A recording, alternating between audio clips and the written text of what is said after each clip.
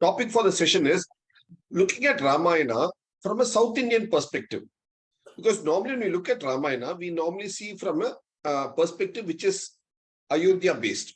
That's how all of us have been generally be looking at it. So, but we wanted to bring out certain interesting facts. That is, if you look at the narration of Ramayana, it is 1/3 of the events of Ramayana that happen around Ayodhya. Then another 1/3 of the events happen south of the Vindhya, around the Vindhya. The south of the Vindhya is what happens. And interestingly, 1/3 of the events of Ramayana happen in Lanka of those days. So all this happened in the later half of the events, actually, the other 1/3 happens in a short, brief span of about a year or more. So that's how it is. So, but when you start looking at buttress this factor, we need to look at the path that Rama took to walk through this.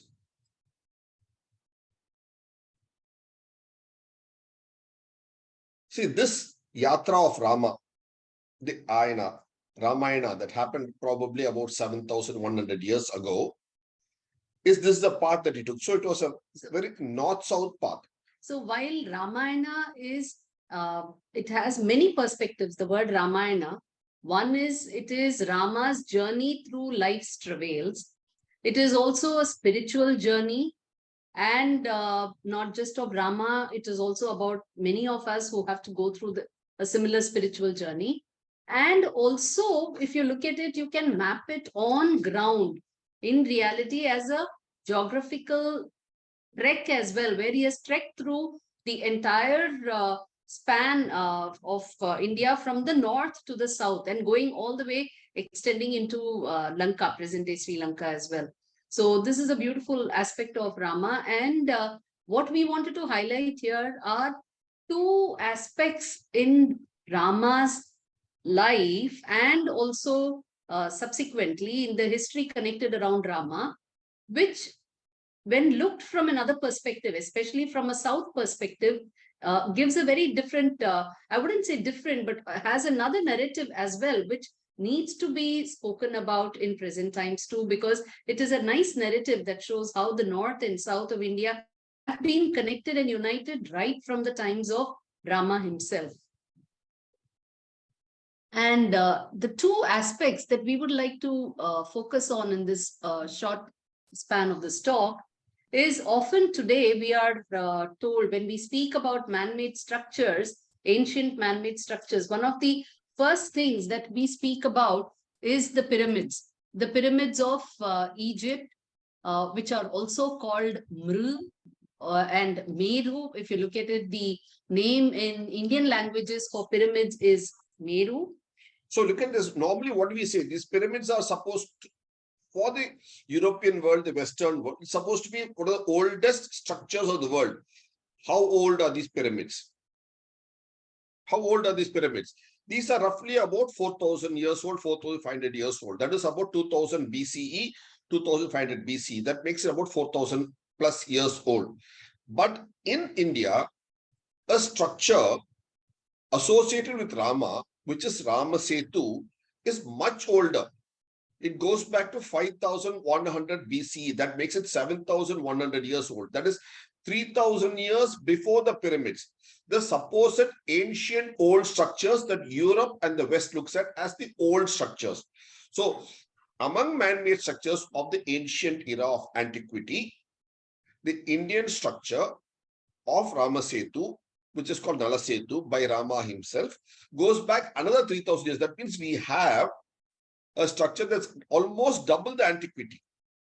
When we give this data, what is the evidences do we have to say this is structure is of that antiquity? We'll just show you an extract from one of our short films that we made about 10, 12 years ago on Rama Setu. We'll just show you a 2.5 minute extract from that film. And these and the points we are going to see now are to show how this particular structure called the Rama Setu and the Adams Bridge in present times is actually a man-made structure as well. So it is comparable and even more older than the pyramids of Egypt. And that can be a new narrative that we need to talk about. We'll be showing you the film now. This is from our website. This is our film that we made about 10, 12 years, or rather more like 14 years ago, was our film.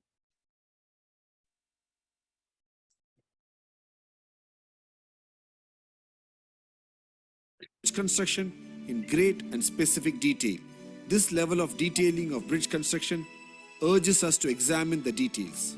This construction detailing can be studied from the aspects of survey, planning, and civil engineering involved. Rama and his team seem to have surveyed this land for a possible bridge construction site. Nala introduces himself as a biological descendant of the Vishwakarma clan and offers to build this bridge. Rama accepts his credentials and appoints him as the chief engineer. Under the command of Nala, the Vanara army go about building this bridge on the sea ridge. Let us examine the civil engineering techniques employed in this bridge construction. The first is the foundation details. The text very clearly states that wood from a variety of trees, the names of which are mentioned here, were first piled on the sea ridge to give a pile foundation or wood cushion effect. It was on top of this the large and small stones were piled on. This animation here shows us clearly the seabed from which the sea ridge rises as an outcrop, which is natural and undulating. On top of this we have the trees, then the stones, large and small, and finally we have the flat finished level. Even to this day, the remnants of the bridge have this flat finished level. Due to the passage of time of many millennia, sand has accumulated over the structure, and what we are able to see now is mainly sandbars and shoals. If we carefully shovel away the accumulated sand, we are certain to see the layers of the bridge construction. In the bottom layer, the wood used by the Vanara for the foundation would certainly be there. Obviously, over the last so many thousand years, the wood would have solidified and become carbonaceous material and would probably now be botanical grains. The text then speaks of the Vanara holding ropes on both sides of the bridge being constructed and the wood and the stones being piled between them. The text clearly mentions that the Vanara held ropes for many yojana to build the bridge in proper linear alignment. From this description, it is clear that it was not just random throwing of stones, but a planned effort which took into consideration the concept of linear alignment, which is even today evident from the aerial photograph of the bridge. The distances they covered each day is also mentioned in the text. In the text, it's explicitly mentioned that the total length of the bridge was 100 yojana in length and 10 yojana in width. This is a 10:1 ratio. Today, at actual site conditions, the Rama Setu or Adams Bridge measures to 35 kilometers in length by 3.5 kilometers in width. This is also a 10:1 ratio. After the victorious battle with Ravana, while returning with Sita to Ayodhya in the Pushpak Vimana, they fly over this bridge. Rama then points this bridge to Sita and states as to how difficult it was for them to construct and how it was only Nala, the engineer par excellence, who could execute it, and Rama calls it Nala Setu.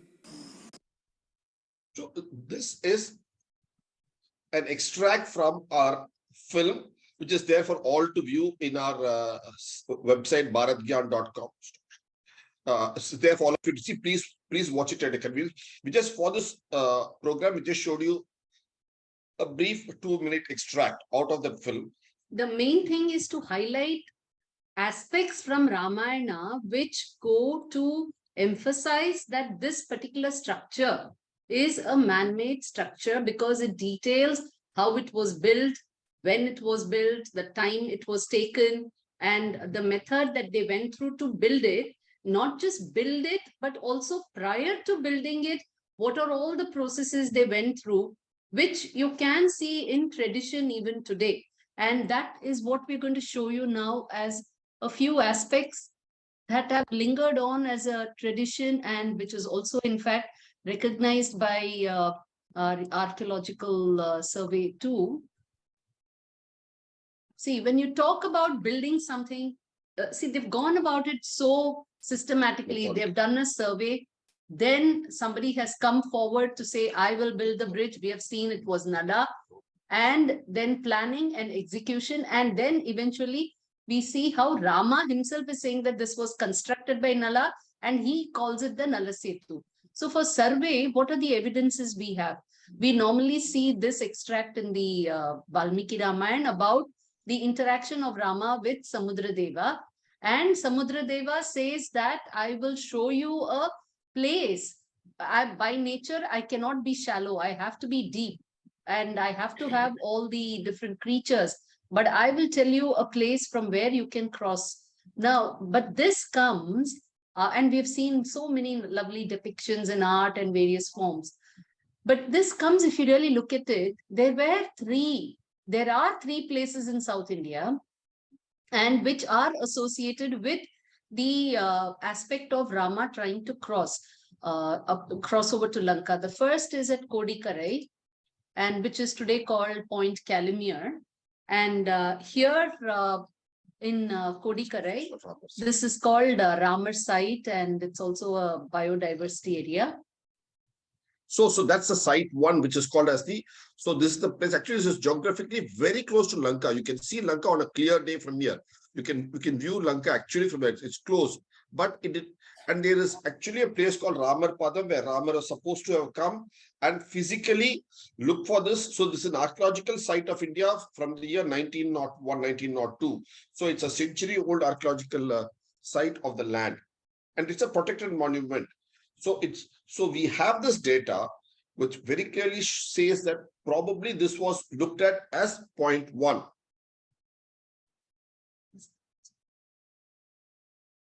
See, this is that actual point in Point Calimere itself. It's called the Ramar Pada Mandapam, where there is a stone slab which is symbolic of Rama's footprint. And you can, on a clear day, you can see Lanka on the other side. So that's what it is. So it is from this, it's possible to view Lanka. So, but this is a forested area. It's in the midst of that. It's possible to view in the far end. It's all with salt. But this attempt of theirs at building the bridge did not succeed. So then they look for the second spot, which is here. This was a place called Tirupulan. Again, they tried from here. This is a famous Rama temple, and it's called Darbasena Perumal. So this is where they tried from. And then this was the third spot that they tried, because you need to have conducive space. So this was the third spot from which they tried. And here is where they built the bridge, because like the interaction with Samudradeva, here is actually, there is a big debate, is while one half say it is man-made, one half say it is no unnatural structure. Actually, it is both. It is a man-made accretion over a natural sea ridge. This is what we have stated in our film and shown. There is a sea ridge, and that is what the Samudradeva is saying. There is already an existing connection underwater. During the times of Rama itself, unfortunately, there was water over it. So they had to build something over it. And it is easier to build something over a ridge that is already existing. So they leveraged that, just augmented it with all the trees and stones and everything that has been described in the text, and they built this bridge.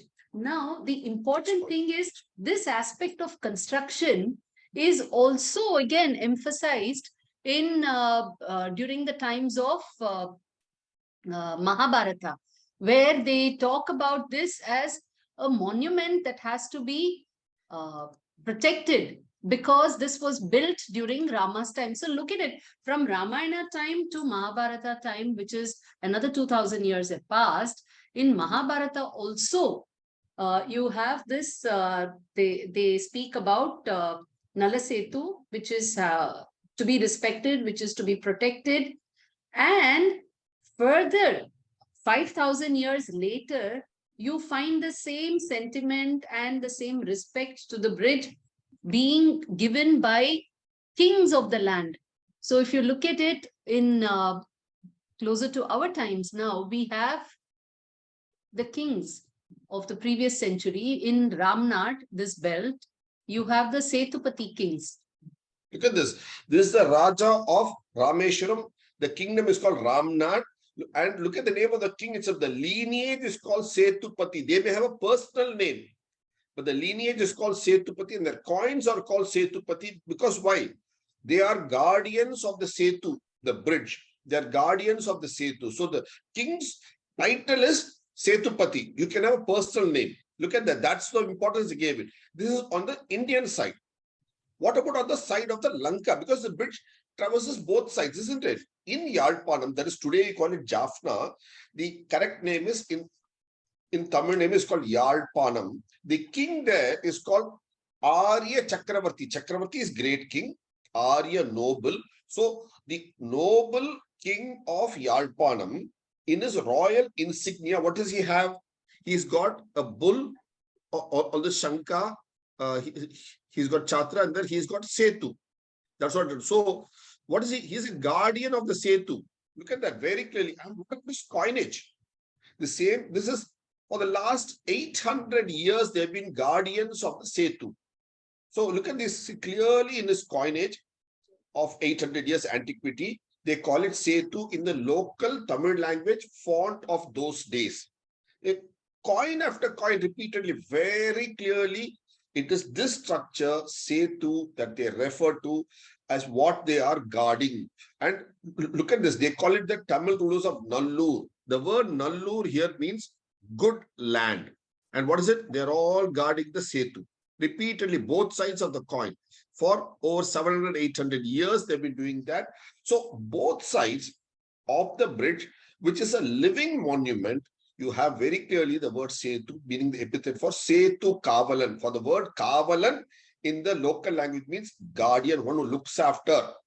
So that is the importance that Rama has had with his acts, deeds, not only in Ayodhya, but there, as we showed you in the first photo, of how he's traversed the land right through the geography of the land. So every place that Rama visited is geographically relatable today. Because the question comes up, is it Itihasa? Was asked in an earlier session. Yes, certainly Itihasa. What does Itihasa mean? Itihasa, meaning it thus happened. Ye aisa hua. For the text of Ramayana itself clearly calls itself Itihasa. The text of Ramayana doesn't call itself imaginary fictional story. The idea of imaginary fictional story was imposed on this during the colonial rule. That was what it was. The idea of fictional, mythology, myth, all these are words, imposed words. What is the word that's used in the text itself inherent? It's called itihasa. It thus happened. Next slide, please. Having seen this on the bridge structure. So this is a narrative that needs to be projected, that we do have a lot more ancient man-made structures, and they go to the time of Rama, and they can be traced in South India. Today, unfortunately, when we talk of Rama, we tend to look for archaeological artifacts only around Ayodhya. And we must remember that we are a continuously living civilization. And places like Ayodhya are cities that have been, where people have continued to live for so many years, that they're built and rebuilt, and it's going to be difficult to find artifacts in and around that space. Whereas this with Setu, which is been submerged in water for so many years, actually can stand as a good example and an evidence. The other narrative is that when we talk of Rama's lineage again, we go back only to Ayodhya. We only go back to his ancestry and all the kings who have ruled from Ayodhya. Before and after. We seldom look for the descendants of Rama who have spread all over India and all over the world as well. We have written about this in detail in our book, Ayodhya, War and Peace. But here we would like to highlight a few of them who have been famous in the south, and they claim their descent from Rama. So we will start with in Andhra Pradesh, Central Andhra Pradesh, there's a place called Chebrolu. It's a famous inscription. Just show you one quick snapshot of it and move forward. Yes.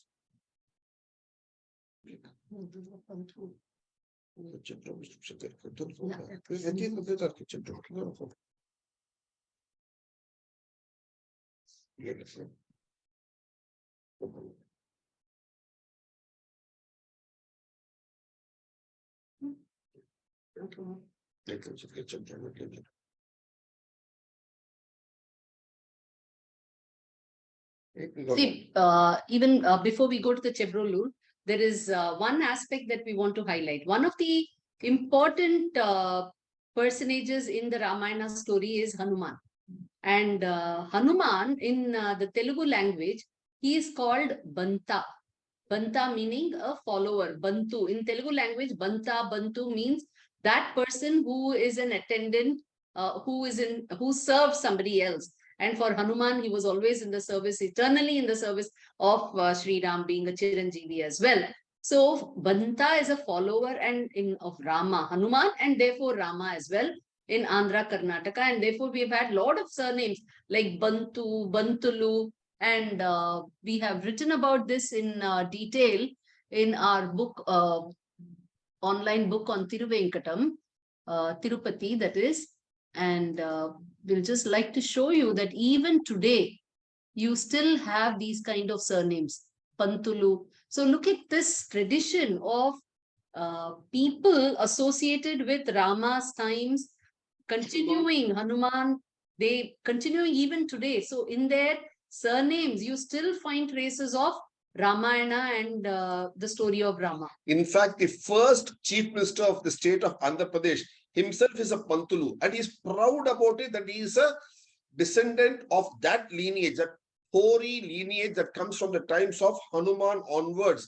And when I look at that, he is the first chief minister, Tangaturi Pantulu. And then you look at this, the person who made the award-winning movies in South India, those days, that is in the 1930s, 1970s, 50 years, he was a Bantulu who made all the mythological movies, as they used to call it those days.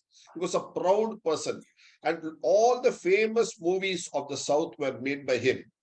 And next, many of you from South India have heard of this Amritanjan pain balm. It's a famous pain balm. Before all the so-called modern pain balms came, that was the one. The person who sort of came up with the formulation, did this, was another Pantulu. So you got so many people, each one a Pantulu, who have illustrious lineage, not one. So we written about all this in this book. It's available for free read in our website. Again, this whole data is available because we link it to Tiruvengadam, the Saptagiri hills where they were all associated with, because there's an Anjanadri hills there. So we link it to that. Now, having said this, now let's go to the We'll look at the other kings of this land who were associated with Rama's lineage. We have just the Chebrolu exception.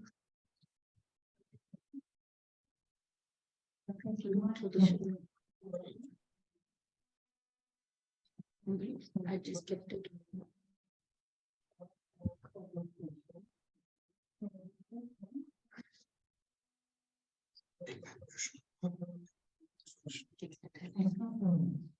One second, just get to that slide.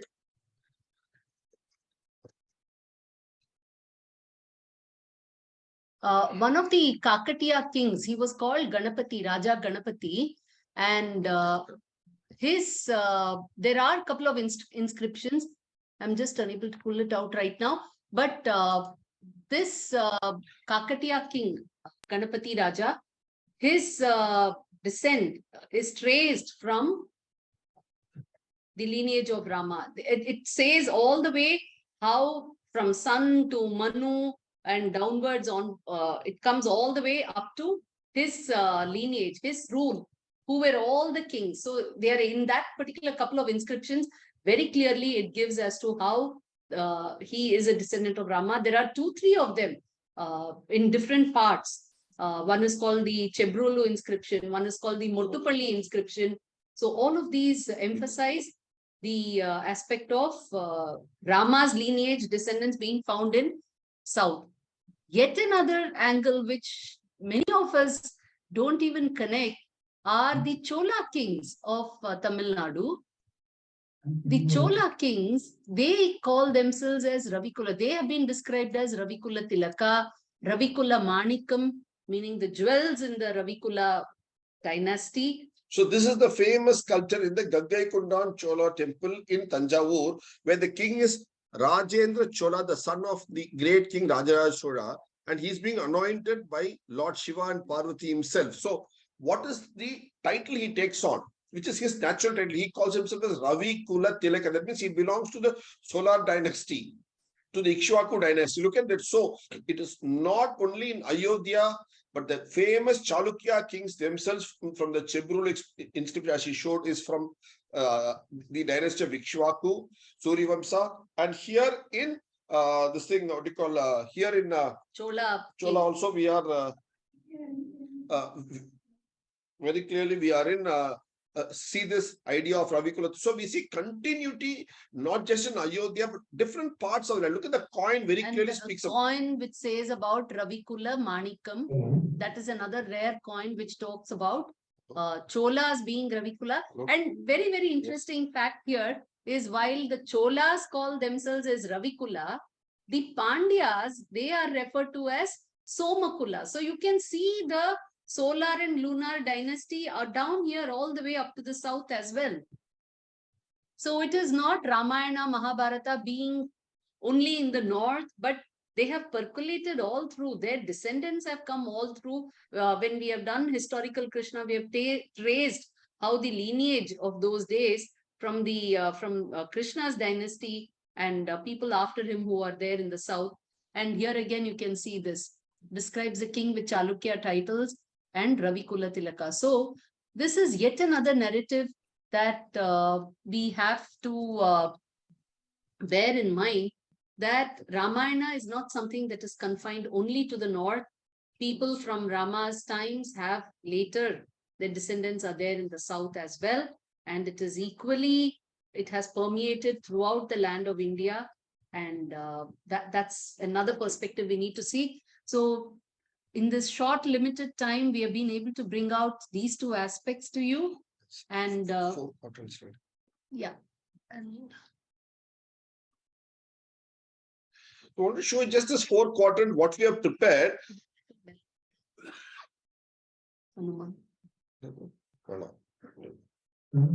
In fact, even if you go look at the Vanara aspect, there is the Bellary district gazette here, which talks about the place Bellary in Karnataka, which was inhabited by the Vanara people. Jaina Ramayana also talks about the people of this region having a Vanara Dvaja. So there are many, many interesting aspects which speak about how South India has got a lot of footprints of Rama here. All this we have brought out in 4 angles. One is the historical Rama book from the Itihasa angle. The events that happened, 1/3 of events that happened in Lanka, it's called Ramayana in Lanka. The lineage that comes through both in Nagara and everywhere, that's called Ayodhya War and Peace, and the values that Rama enshrines through all this, that we have brought out through this book. So the different perspectives that we have clearly brought out in this. Okay. So we would like to end this with this famous shloka of Rama that all of us have say this repeated. So we always say the sloka, Ramaya, Ramabhadraya, Ramachandraya, Vedase, Raghunathaya, Nathaya, Sitaya, Pataye Namaha. And this particular shloka, so popular shloka, actually just brings to fore how the different people who were in Rama, who were contemporaneous to Rama, have looked at Rama himself. And for Dasharatha, he has always been Rama, one who gave him that pleasure and joy. The glow. And Kausalya, he was always Ramabhadra. And Kaikeyi, he was Ramachandra, as lustrous as the moon. Vasishta, he was Vedase, the embodiment of Veda. For Rishis, he was Raghunatha. He was the person who was a folding descendant from the Raghu dynasty, who was the master for that entire civilization, who could look after them, protect them. And for Sita, he was her Natha. And for Janaka, he always looked at Rama as his daughter's husbands. Sita. Obviously, son-in-law. So Sita, look at this. So such a nice thing. Yes, so one who gives her comfort for Kausalya, Ramabhadra. Hello, so ma'am. for Can her, you hear me? Hello. yes, Hello. yes. Yes, ma'am. There is sort of time, so I request you to conclude we have- your Let us presentation. finish, sir. So we wanted to say that the idea of Rama, but so look at this shloka. We think we normally see it as a shloka, but the shloka itself springs of the different people how they call it. That's what we wanted to bring out and show this. Okay. Okay, sir. Thank you so much. Thank you once so again much, sir. for Thank giving you us so the much. opportunity. Now, can we finish before you interrupt? Yeah. Yes, yes, yes, yes. Yes, sir. You can finish. So I wanted to bring out these facets to you. Thank you so much for giving us this opportunity. And we leave to the chair. If there are any questions to be asked, we'll be glad to take. Thank you. Namaste.